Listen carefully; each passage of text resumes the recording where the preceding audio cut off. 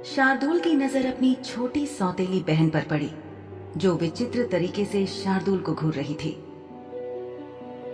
पिछली रात उसने अपने पिता को नमक मिर्च लगाकर अपने भाई शार्दुल की गुलाम की शिकायत की थी, लेकिन शार्दुल की बातों से सोहनी का खेल बिगड़ रहा था। सोहनी ने अपनी आंखें मूंद कर कहा, मैं कोई मामूली गुलाम नहीं हूं, मैं शाह परिवार की सदस्य हूं। तुम मुझे दंड नहीं दे सकते भाई।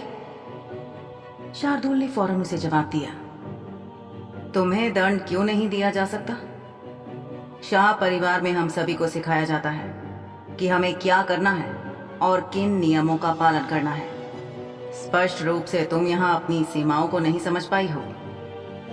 शार्दुल ने बहुत शांति से अपनी बात कही और अपने पिता को फिर से कहा, बाबा, क्या आपको याद नहीं कि एक बार आपने अवंतिका को बहुत सजा दी थी और उसका कारण सिर्फ यही था कि जो कहा गया था उसने वो नहीं सुना था। अवंतिका, जो अपनी सौतेली मां मलका जान के द्वारा उनके साथ सही व्यवहार न करने के गलत आरोप के बाद चुप हो गई थी, उसने मेज से नजरें उठाकर ऊपर देखा। अपने सामने की दीवार को घूरते हुए उसने याद करने की कोशिश की और उसे बात फौरन ही याद आ गई। उस वाक्य की स्मृति उसके दिमाग में अब भी उतनी ही ताजा और रंगीन थी जैसे वो घटना कुछ ही घंटे पहले हुई हो। बात तब की है जब अवंतिका और शार्दुल दोनों छोटे बच्चे थे। एक बार घर के लोगों ने उनके साथ एक छोटा सा भेड़िया देखा। ये भेड़िए का बच्चा अवंतिका को जंगल से नहीं लाना चाहिए था, लेकिन वो उसे अपने साथ घर ले आई थी। उसने जो जानवर चुना था वो जंगली था, लेकिन वो इतनी बड़ी समस्या नहीं थी। दरअसल भेड़ियों की मां ज्यादा बड़ी समस्या थी, जो शाह हवेली के सामने बने पुल के पास शिकार करने आई थी। उसने शाह परिवार के 3 नौकरों को मौत के घाट उतार दिया था। मां भेड़िए को मार दिया गया था और अवंतिका को जंगली जानवरों को घर न लाने का सबक सिखाने के लिए उसके पालतू छोटे से भेड़िए को इसी भोजन कक्ष की चिमनी में फेंक दिया गया था। ये चिमनी अभी बंद थी और अवंतिका अब भी वहां अपने छोटे भेड़िया पिल्ले को रोते हुए सुन सकती थी। अपनी ही आंखों के सामने आग में जिंदा फेंककर मारे गए छोटे भेड़िए की चीखें। इस भेड़िए को घर में रखने की अवंतिका की जिद के पीछे 5 लोगों की मौत हो गई थी और इसके लिए वो पूरी तरह जिम्मेदार थी। अवंतिका उस रात बहुत रोई थी। उसकी मां ने उसे सुलाने के लिए थपथपाया था, क्योंकि उस नन्ही उम्र में वो सबसे भयानक चीज देख कर आई थी। उसके बाद से अब तक अवंतिका बेहद सावधान थी। शार्दुल के विपरीत अवंतिका में वे गुण ज्यादा थे जो उसे ज्यादा विनम्र, संवेदनशील और समझदार बनाते थे। अवंतिका ने इन गुणों का अभ्यास भी किया, जिससे वो अपने अन्य 2 भाई बहनों की तुलना में एक आम रात के प्राणी से कम खतरनाक लगती थी। शार्दुल ने अपनी बड़ी बहन अवंतिका की ओर देखा, जो खाना खाना वापस शुरू करने से पहले थोड़ी देर के लिए दीवार को देखती रही। उसके होठों पर एक मुस्कान थी जिसका बीते कल से कोई लेना देना नहीं था। सोहनी ने देखा और बोली, अपने हुक्मों के बदले मालिकों को सजा कब से दी जाने लगी है? शार्दुल ने फौरन सवाल किया, कौन किसका मालिक है सोहनी? शार्दुल ने सोहनी से सवाल बेशक पूछा, लेकिन फौरन सवालिया निगाहों के साथ वो अपने पिता की तरफ मुड़ गया और बोला, बाबा, अब कम से कम आप मुझे ये मत कहना कि आप भी सोहनी की बातों से इत्तेफाक रखते हो। ये सिर्फ मेरी गुलाम है, किसी और की नहीं। मुझे यकीन है कि मैंने हर बार की तरह इस बार भी अपनी बात को स्पष्ट कर दिया है। खास तौर से मेरी गुलाम के बारे में हर बात यहाँ मौजूद लोगों को अब पूरी तरह से स्पष्ट होनी चाहिए। सोहनी, मेरी छोटी बहन, क्या ये बात तुम्हारे दिमाग में बैठ गई है? यानी तुम्हें समझ आ गई है? मेरा मतलब है कि आइंदा तुम कहीं खुद को फिर से भ्रमित ना कर लो। शार्दुल की पूरी बात को ध्यान से सुनकर अनुज राज शाह ने सोहनी को देखा और बोले, सोहनी, आज के बाद अपने भाई के किसी भी सामान को मत छूना। शार्दुल के चेहरे पर विजयी मुस्कान छा गई उसे पहले से पता था कि इस पूरी बातचीत का परिणाम क्या होगा, और सोहनी ने पहले तो उसे गुस्से में घूरा, फिर अपने पिता का हुक्म और मनोदशा समझते हुए उसका चेहरा मुरझा गया और सिर नीचे की ओर झुक गया। सोहनी के नथुने फड़कने लगे। बमुश्किल अपने गुस्से को छुपाते हुए उसने एक आखिरी कोशिश करते हुए अपने पिता से कहा, लेकिन बाबा। दूसरी ओर शिजा, जो इस पूरी बातचीत के दौरान बर्फ की तरह जमी बैठी थी, उसने अवंतिका मालकिन की तरफ देखा। वो कोई मदद नहीं कर सकती थी, लेकिन ये समझ सकती थी कि अवंतिका ने अभी तक इस पूरी बातचीत या बहस में खुलकर हिस्सा नहीं लिया था, लेकिन कहीं ना कहीं अतीत की बातों से वो भी प्रभावित लग रही थी। इस बात में खुद को उलझाने की जगह अवंतिका ने चुपचाप अपना भोजन जारी रखा। भले ही ये घर कितना ही अमीर क्यों ना हो, लेकिन कुछ मामलों में ये घर भी दूसरे घरों की ही तरह था। यहाँ लोग थे, उनके बीच दूरियां और मुश्किलें थीं और उलझे रिश्ते थे। इस घर में भी कई झूठे पहलू और शब्दों की दीवारों के नीचे दबी बहुत सी यादें थीं, जो खुद को कहीं छुपाए हुए थीं। शिजा को लग रहा था कि बाकी दूसरे घरों की तरह इस घर में भी मलका जान अपने पति अनूश राज शाह से खुश नहीं दिख रही थी। मलका जान अपने पति से कुछ न कहकर दंदनाती हुई अपनी प्यारी बेटी सोहनी के साथ भोजन कक्ष से बाहर चली गई। अवंतिका एकमात्र ऐसी थी जिसने दयाल को अच्छा भोजन पकाने और अवंतिका की कुर्सी पीछे खींचकर उठने में उसकी मदद करने के लिए धन्यवाद कहा। अपने सौतेले परिवार की तरह उसने अपने पिता से बात नहीं की, लेकिन आंखें और गर्दन हल्की सी झुकाकर अदब से पीछे हट गई, जैसे कि वो भोजन कक्ष से जाने की आज्ञा ले रही हो। अब भोजन कक्ष में केवल शार्दुल, उसके पिता अनूश राज शाह, शिजा और कुछ नौकर बचे थे, जो शाह परिवार के सदस्यों के खाने के बाद बचा हुआ खाना, खाली तश्तरियां वगैरह वापस रसोई में ले जा रहे थे। दयाल इस वक्त पूरे भोजन कक्ष में चारों तरफ मुस्तैदी से घूम घूम कर नौकरानियों का मार्गदर्शन कर रहा था और उन्हें बता रहा था कि मेज पर से क्या सामान हटेगा और क्या नहीं। शिजा किसी भी तरह इस कमरे से बाहर निकलकर कुछ देर ताजी हवा का आनंद लेना चाहती थी, लेकिन वो चाहकर भी ऐसा कर नहीं सकी। आखिर वो गुलाम थी। जब तक उसके मालिक ने अनुमति नहीं दी हो या उसे खुद नहीं कहा हो कि वो बाहर जाए, वो ऐसा नहीं कर सकती थी। एक गुलाम का कायदा कहता था कि उसे अपने मालिक की बगल में ही रहना चाहिए था। जब तक शिजा के कटोरे में उसे दिए गए नाश्ते का आखिरी कण खत्म नहीं हुआ, वो उसे खाती रही और साथ ही अपनी नजरों को भोजन कक्ष में चारों तरफ दौड़ाती रही। उसकी आंखें मानो उस कमरे की हर गतिविधि को स्कैन कर रही थी।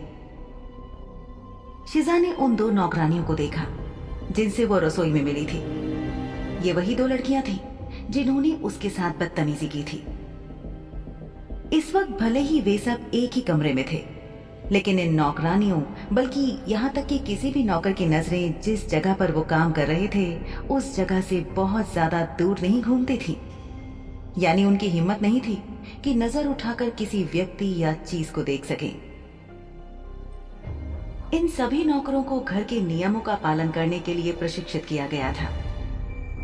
शिजा के लिए नौकरों का ये व्यवहार बहुत अजीब नहीं था, क्योंकि एक बार खुद उसे भी एक अमीर परिवार के यहाँ काम करने का अवसर मिला था।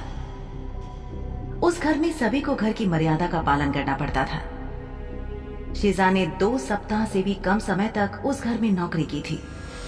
वो इंसानों का घर था, फिर भी सख्ती और नियम कायदों के दिशा निर्देश किसी अमीर पिशाच के घर से कम नहीं थे, चाहे इंसानों का घर हो या पिशाचों का। नौकर और नौकरानियों को जहां कहीं भी मौका मिलता है, वो अपनी गपशप का वक्त और मौका तलाशी लेते हैं, जैसे ये कोई प्रतियोगिता हो।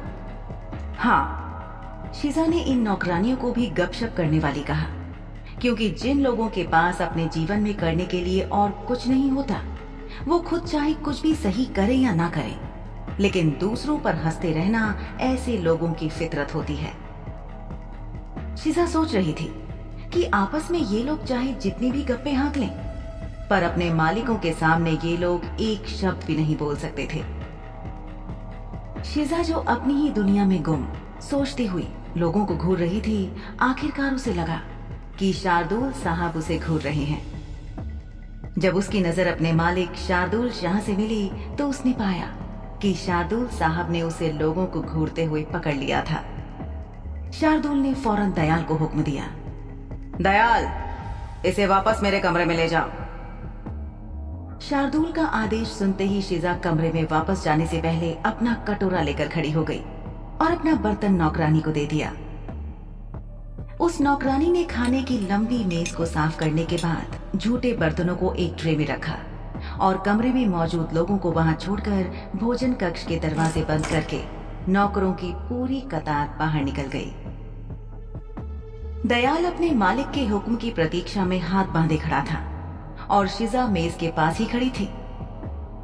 शार्दुल की आंख का इशारा भांपकर दयाल ने अदब से बड़े शाह साहब को झुककर सलाम किया और फिर शार्दुल को सलाम किया। इसके बाद दयाल ने शिजा की तरफ देखा। इशारा समझकर शिजा ने झुककर दोनों शाह साहबान को सलाम किया और दयाल के पीछे भोजन कक्ष से बाहर निकल गई। अब भोजन कक्ष में पिता पुत्र अकेले रह गए थे। शार्दुल के पिता ने कहा, आपने मलका जान से जो भी कहा था शार्दुल, वो काफी कठोर था। अनुज राज शाह की लाल आंखें अपने बेटे को देख रही थी। आखिरकार शार्दुल ने पीछे मुड़कर अपने पिता की आंखों में देखने का फैसला किया। फिर शार्दुल ने कहा, तो क्या अब आप केवल जीवित लोगों की बात का मान रखते हैं? क्या आपके लिए अपनी मृत पत्नी द्वारा कही गई बातों का कोई मूल्य नहीं रहा? शार्दुल ने सवालिया निगाहों से अपने पिता को देखा। उसके पिता ने फौरन कहा, ये एक हल्का सा आघात है और तुम्हारा अपने पिता से ये कहना कोई बहुत अच्छी बात नहीं है। मैंने कुछ भी गलत नहीं कहा बाबा, मैं तो केवल आपको तथ्य बता रहा था। तुम्हारे तथ्य बहुत कड़वे हैं शार्दुल, घाव पर नमक के दाने बुरकने से भी बदतर। मैं क्या कर सकता हूं बाबा, सच तो हमेशा कड़वा ही होता है। शार्दुल ने हंसते हुए कहा। शार्दुल के पिता अनुज राज शाह की आंखें फड़क गईं। उनके मुंह पर अरुचि का भाव आया और वो शार्दुल से बोले, तुम्हें पता है ना शार्दुल कि वो इतनी भी बुरी नहीं है। तो आप मानते हैं कि वो बुरी हैं, लेकिन बहुत बुरी नहीं है, यानी कुछ हद तक तो वो खराब है ना? शार्दुल ने अपने पिता की ओर देखा और गंभीरता से कहा, इतना गंभीर होने की क्या बात है बाबा? बेशक वो छोटी बहन सोहनी के लिए एक अच्छी माँ और आपके लिए एक अद्भुत पत्नी है, लेकिन वो कभी भी माँ की जगह नहीं ले सकती। शार्दुल मेरे बेटे, तुम्हें इस घर में मलका जान की उपस्थिति को स्वीकार करने के लिए उसे एक मौका देना चाहिए। आपको क्या लगता है बाबा कि मैंने ऐसा नहीं किया होगा? मैं उन्हें आपकी पत्नी के रूप में स्वीकार करता हूं, लेकिन बस यहीं तक, इसके आगे नहीं हो सकता। अनुज राज शाह को समझ नहीं आ रहा था कि क्या कहना चाहिए। हालांकि उनकी बड़ी बेटी अवंतिका अनुज राज शाह की दूसरी शादी और उस पूरे हालात को ज्यादा बेहतर तरीके से स्वीकार कर रही थी, लेकिन शार्दुल का व्यवहार शत्रुतापूर्ण से भी बदतर था। फिर भी अनुज राज शाह अधिक बहस नहीं कर सके, क्योंकि उसकी वर्तमान पत्नी ने अपने सौतेले बेटे शार्दुल को कभी भी अपने तीखे शब्दों का निशाना बनाने से नहीं बख्शा था। अनुज राज शाह ने शार्दुल को समझाने के लिए बात को थोड़ा सा बदलते हुए कहा, शार्दुल, आज से 3 दिनों में तुम्हारी माँ की जयंती होगी। क्या तुम इस साल भी इसमें शामिल न होने की योजना बना रहे हो?